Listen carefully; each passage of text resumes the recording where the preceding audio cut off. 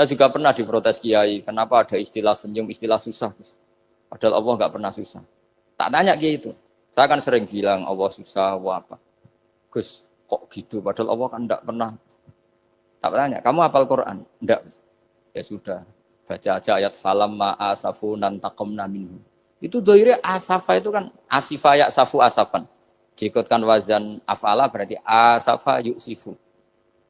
Berarti kayak dengan ata lah. Ya ata ya'ti ityanan, kalau ingin wazan afala kan ata yu'ti itaan. Sama dengan falam ma'asafu. Mongko sumangsani gawe susah sapa Fir'aun wa kaumu. Nah ini ingsun.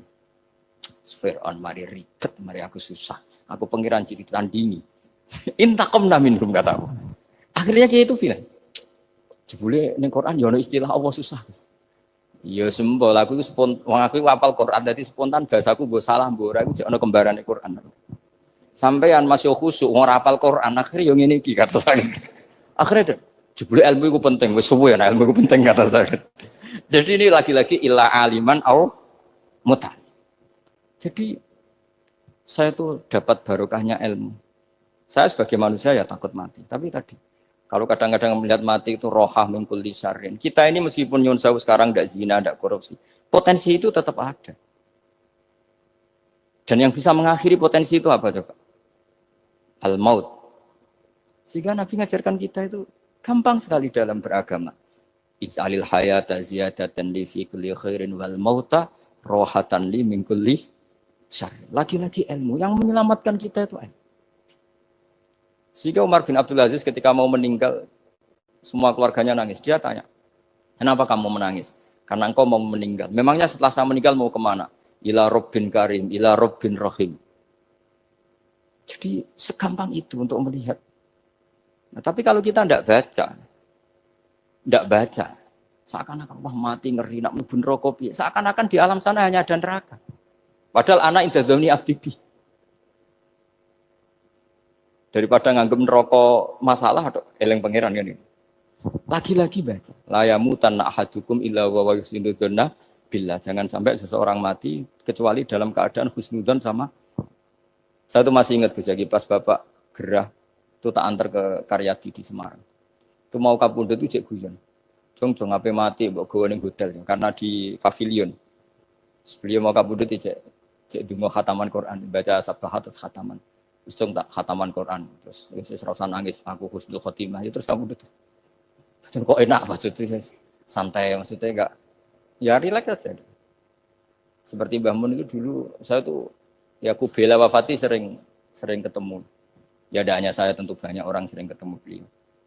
Jawabnya Mbah Mun, Jong, aku nak mati Selasa, berarti aku wong alim. Nak mati Jumat, berarti aku wali. Kok penak kabeh berarti. Saya sebenarnya ingin tanya, nak Setu Mbah Ahad nih. Tapi kok potongannya ora pantas itu. Ketika beliau nyatanya kapundhut Selasa, berarti senang status alim. Artinya orang-orang dulu itu, Imam Ghazali lebih parah lagi. Ya saya yakin ya semua orang Islam mati itu baik. Imam Ghazali lebih parah lagi. Itu beliau kapundhut, itu orang yang perjalanannya 3 hari itu sudah datang semua. Sore beliau beli kafan.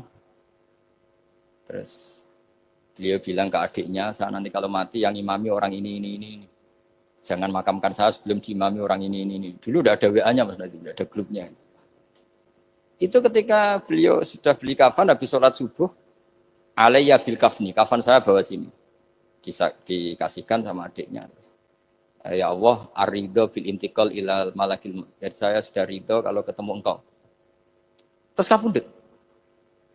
Adiknya bingung karena orang yang ditunjuk itu harus 3 hari perjalanan. Ternyata datang semua. Terus. Kok kenapa engkau datang? Ghazali wis kandha aku wingi 3 dina yang lalu. Jadi aku langsung perjalanan. Pamit jadi. Lalu kubu sebelah ini cerita Mas Nadi yang tukang tukaran sama kubu sebelah itu Mas Nadi. Kalau saya ini orang baik gak suka tukaran berarti. Masuk orang baik. Yang aku orang baik itu penting cara kitab Al-Minanul Kubra karena kalau ngaku orang elek berarti kenangannya Allah sama kamu itu bikin elek, tidak bikin baik. Itu cara pikiran Imam Sa'roni dalam Al-Minanul Kubra. Kamu kan boleh mengatakan saya habis makan, habis minum. Artinya apa? Kamu habis dapat nikmat. Kamu harusnya juga bilang, saya habis ngamalkan ilmu, saya habis dapat hidayah. Wong tadi kamu ya sholat subuh, kamu ya baca Quran. Susah ya opo sing ngakoni tahu apik dari Imam Sa'roni gitu. Senengane kok kalau mau bermaksiat berdelok wong wedok. Memangnya Allah mau amalah mbek kowe mau elek tok atau mau amalah apik? Ini rada provokator, tapi ini cerita ilmu, ini cerita ilmu. Makanya saya kenapa tetap hormat Mas Adib karena provokator meskipun itu asli, enggak karena baca. Kalau ini asli memang suka sombong memang asli. Tapi apapun itu kan tahun yang Mesir. Jangan-jangan bacanya itu. Saya baca kitabnya, dia ke makomnya. Imam Sa'roni kan orang pernah ziarah. Nah, makanya potensinya seperti itu. Jadi saya terus, dulu saya itu nih Gus Yagi, bapak itu Islam. Bapak itu seneng kancanan wong mlete timbang wong sopan. Saya dulu ya Islam. Bapak itu kancanan wong mlete itu. Suatu saat bapak wafat, si pendereknya bapak yang mlete ini tak kancani. Melarat orangnya. Melarat. Mulai terus. Tangan-tangan bener wong mlete. Jadi kalau tak tanya, mau sarapan Mbah, wongnya sepuh. Oh wis lho Gus, esuk kudu sarapan wajib. Wis rokok, oh wis. Ternyata dia lebih gampang ngitung nikmat. Kok gak kerja, Bang? Aku nang masjid di 10.000, kon ngino wong kerja ora usah, di 10.000 wis rojo iso mangan iso ngombe. Lha opo ngawula wong liya? Kan kok bener sesuai. Sementara sing sopan kurang ajar. Mbah pun mangan. Terus ngenteni kerja angel kabeh mboten panen men ngenes. Koyo Allah ora tau man. Aku akhirnya paham. Oh, mungkin karena ini, Bapak. Jadi akhirnya sesuai wae ora pati. Kancanan wong sopan-sopan. Akhirnya kancanan Mas Nadif kan gitu ceritanya. Ternyata orang sopan ya kacau juga mau eling sisi panen akeh tak Mbah panen kathah. Mboten Gus namung meniki. Pokoke meluh terus. Jadi makanya ini kan apa-apa kalau berlebihan itu repot. Seperti saya pernah ditanya, kalau orang Jawa Timur itu hormatnya sama kiai, kalau sama orang biasa itu kurang hormat. Kalau orang Solo itu sopan-sopan, tapi ya sama-sama ada masalah. Kalau ada kultur semuanya sopan, nanti ya hum yukrimuna aliman wa fasikon wa solihan wa tolihan. Soleh, sopan yang berlebihan akhirnya sampai pernah ada seorang kiai latihan. Ini kisah nyata. Itu teman saya. Ketemu orang Solo dihormati. Sempat GR, barokahnya ilmu saya dihormati orang itu. Bareng sama orang fasik, orang macam-macam ya dihormati yang sama. Jebule padha wae kan gitu. Artinya gini, kalau akhlak itu benar-benar kelebihan, tapi kalau berlebihan la farqa bainal alim wal jahil wal fas was soleh wat toleh karena semuanya dihormati. Tapi kalau misalnya ada Jawa Timur yang membeda-bedakan manusia, kadang kita ini juga beratnya semua itu ibadullah, semua iyalullah, semua. Jadi terus kita ini mikir yang benar yang mana? Setelah mengkaji ilmu, lagi-lagi setelah mengkaji.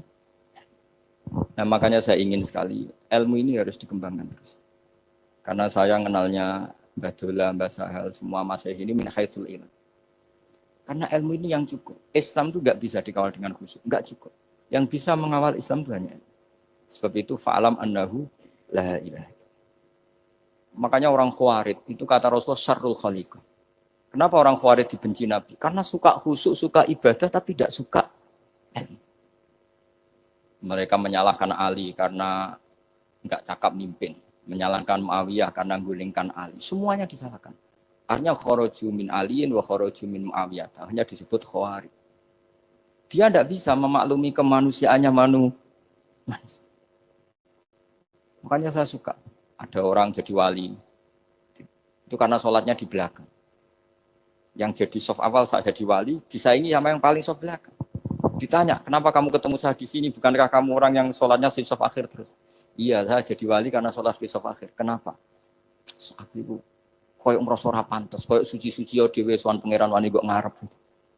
Jadi yang mendorong dia enggak berani soft awal karena tawadhunya. Masuk sak saya kok ngadep pangeran kok ngarep koyok wong top. Cara santri kok setor nomor 1 kok wis lanyah kayak gitu. Jadi jangan-jangan yang setor paling guri itu pinter mergo tawadhu sampai ngelalar maksud. Jadi kok penak jadi wali. Jadi saya kalau baca kitab ya nanti tabarruk dengan Arisalah Al-Qusairiyah karena ini terakhir ya karena di sini Pondok Thariqah saya menghormati sekali Mbah Dola ya Mbah Nafi Gus Yaki. Itu ceritanya mbahnya Mbah Mun kandung namanya itu Mbah Ahmad bin Su'aib. Itu ngaji sama Sayyid Abi Bakar Sato yang Sohibul Li'anah.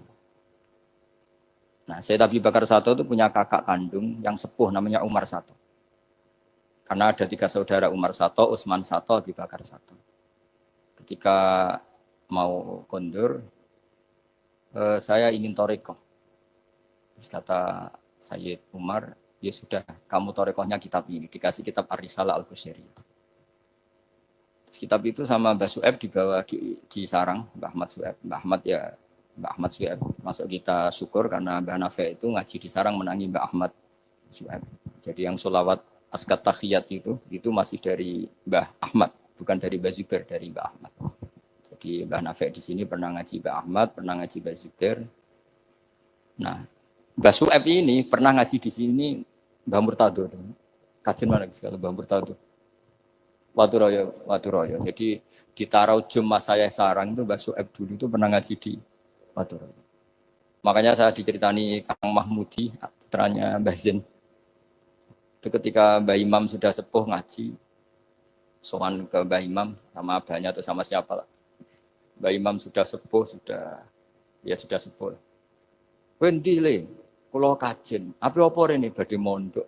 Gak ikhlas yo, ilmu dhisik dijupuk wong sarang, apa mbok jaluk meneh. Ya ini cerita dunia ki ya. Jadi karena dulu Mbah Su'eb itu ya babanya Mbah Imam, ya orang tuanya Mbah Imam, ya babanya Mbah Mun. Karena Mbah Mun punya mbah namanya Ahmad itu bin Su'eb. Itu guyonannya Mbah Imam. Kowe ora trimo ya. Ilmu itu kayak nong kajen apa mbok jaluk. Karena sebagian masa saya sarang dulu ya istifadah di hajen ya istifadah dari sarang, ya sudah seperti itu. Ya memang siklusnya seperti itu. Jadi ya sudah biasa seperti itu mulai dulu. Saya saja sudah menangi itu. Saya dulu ngaji Mbah Mun, mungkin cucunya Mbah Mun yang ruju-ruju ngaji saya, nanti anak saya yang ngaji cucu yang ya sudah gitu siklusnya seperti itu. Sehingga terus tarik kembali ke kitab Ar-Risalah Al-Qusairi. Dikasih kitab Ar-Risalah Al-Qusairi sama Habib Umar Sato. Dibawa ke Indonesia. Dibawa ke Indonesia, barokahnya luar biasa. Dan itu cara ngarang, manhajut taklifnya adalah menyebut wali-wali. Nah, di antara alasannya adalah ihdinas siratal mustaqim, siratal ladzina an'amta alaihim. Jadi berdebat wasilah, mendoakan orang yang sudah meninggal, menghormati orang-orang yang sudah meninggal itu sudah final. Karena Allah sendiri ketika menjelaskan kesalehan itu adalah meniru mereka, meniru orang. Karena kita tidak mungkin niru Allah la yakul wa la yashrab, Allah la yanam wa la kadza wa kadza.